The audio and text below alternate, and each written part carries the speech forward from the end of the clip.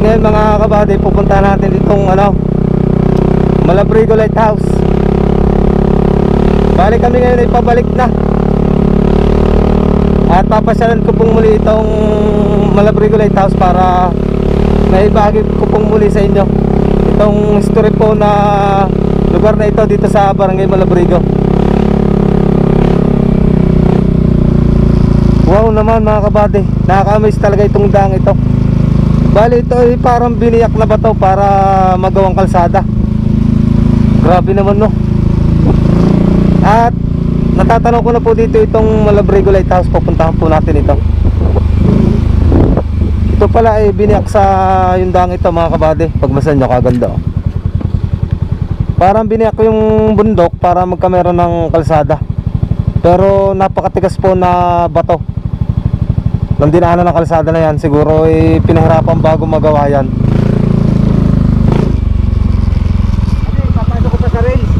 Oo. Okay. Yan, nandito na tayo sa Malabrigo Lighthouse mga kabady. Ito daw po ay kumbaga historical na itong lugar na ito. Ito ay may kwento ko lang sa inyo ay dito marami na nanirahan mga Hapon, tapos sumunod na henerasyon ay mga Pilipino dito nanirahan sa Malabrigo Lighthouse. Kaya napakarami pong kwento ng lugar na ito.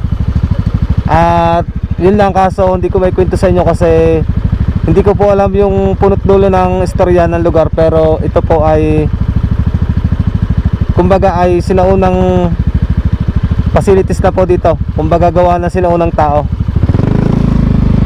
Kaya tara, samahan nyo kami dito. Pupuntahan natin ito mga kabady.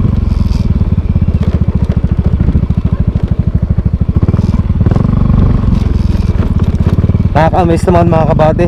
Yung lugar na ito napakaganda naman Papakita ko sa inyo mismo yung unahan ng Malabrigo Lighthouse mga kabady.